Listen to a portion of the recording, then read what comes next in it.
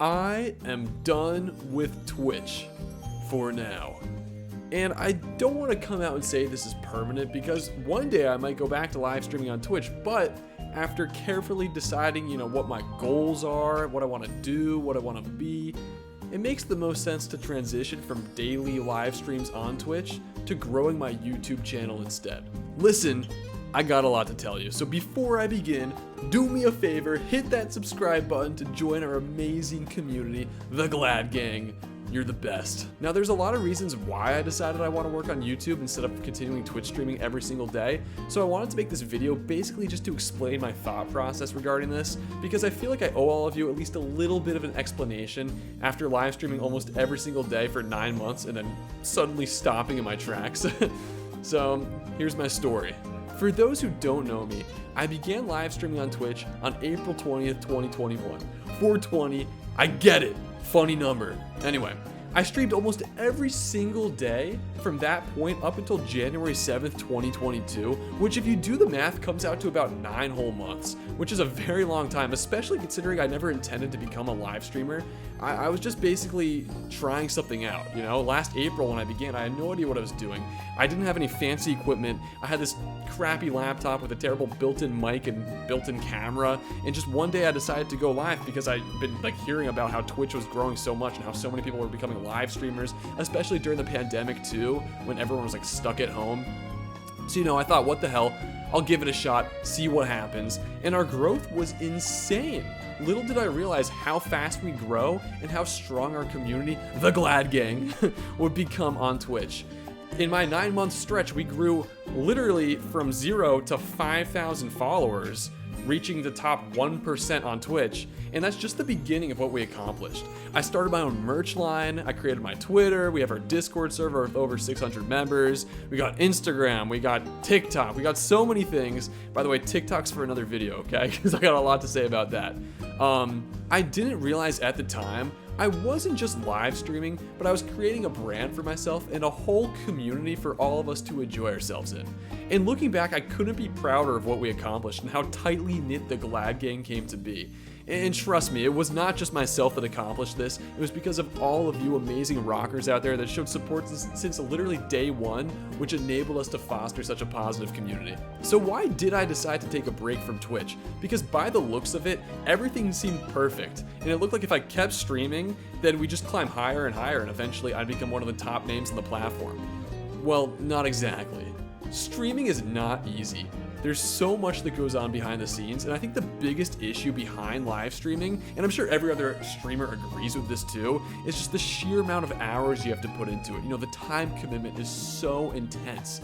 Streamers need to put so much time to keep their content relevant, and it becomes pretty unhealthy pretty quickly. Because in order to grow as a streamer, consistency is key, and that means you essentially need to go live every single day to keep your followers satisfied. And this is reflected in the numbers too.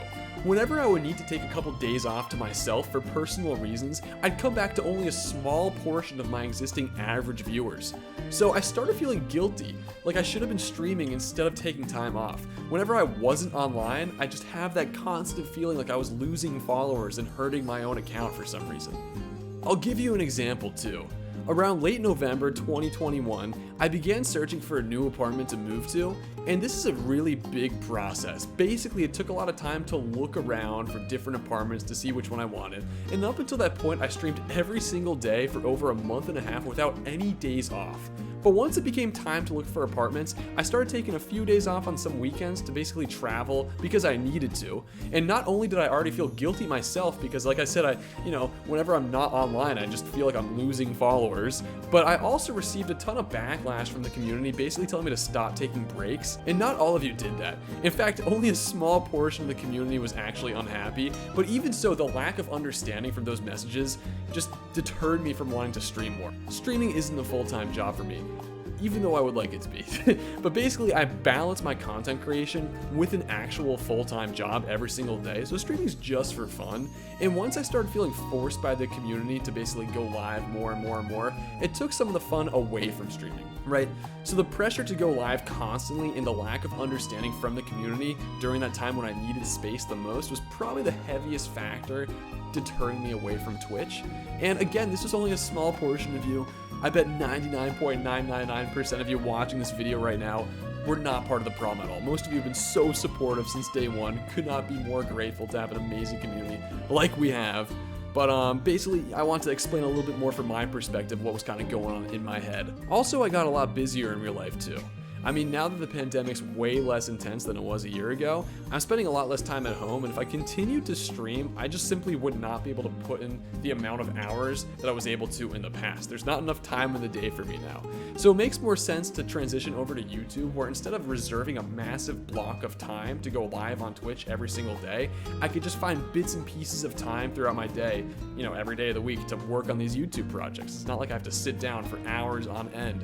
Instead, I could just work at my own, pace. Whenever some free time opens up, I could start editing or recording some footage for YouTube. It makes a lot more sense from a time management perspective. I want to make something clear. I do intend to keep putting out the best content ever for all of you. And hopefully now that I'm on YouTube instead of Twitch, I'll be able to work on bigger and better projects. Because I've always had the mindset of quality over quantity, and on Twitch everything is pure quantity. I was putting out tons of raw footage every single day, and it wasn't always my best work, so I wasn't always proud of it. But on YouTube, I can now take more time to basically work on bigger projects for all of you. And at the end of the day, I care more about putting out projects that I'm proud of and content that I'm happy I made for all of you, rather than just a bunch of filler content just to have content out there. There is one more reason I decided to transition from Twitch to YouTube, and that's because Twitch is horrible for growth. If you think about it, Twitch is built as a platform to automatically filter every single stream in each gaming category based on the number of views that stream has. So all the popular streamers' streams end up going to the top of the page, and that makes it horrible for a small creator to grow. It's just very rare for a random person to stumble across your stream if they went to a certain game category that you were streaming. And in fact, I'd say most popular streamers on Twitch actually started on a different platform, probably YouTube, but TikTok could work as well. Basically, any platform besides Twitch is best to grow on, and then what popular streamers do is take their follower base from these other platforms to Twitch. So not too many people get successful starting from Twitch alone, which again, looking back, makes it pretty crazy how we grew so fast on Twitch. I think we were definitely like an outlier in the crowd. Not as many streamers grow as quickly as we did on Twitch. So YouTube definitely seems like a safer algorithm all around to grow as a small creator on. That's pretty much all I have to say. And if I think of something else to say, then I'll probably just make a part 2 to this video. And thanks again to all of you amazing rockers out there for making this journey possible. Because if it wasn't for you, we wouldn't be here. We just wouldn't be here. There's nothing else to say about that. I'm really hoping that you all stick around here on YouTube too, because I got a lot of stuff planned and I'm ready to start putting out some amazing content. So hopefully, even though we don't have Twitch chat anymore to talk to each other while I'm making content, you could all take advantage of the comment section and interact with me there. So basically, all of you should be commenting on every single video. That's what I'm asking for.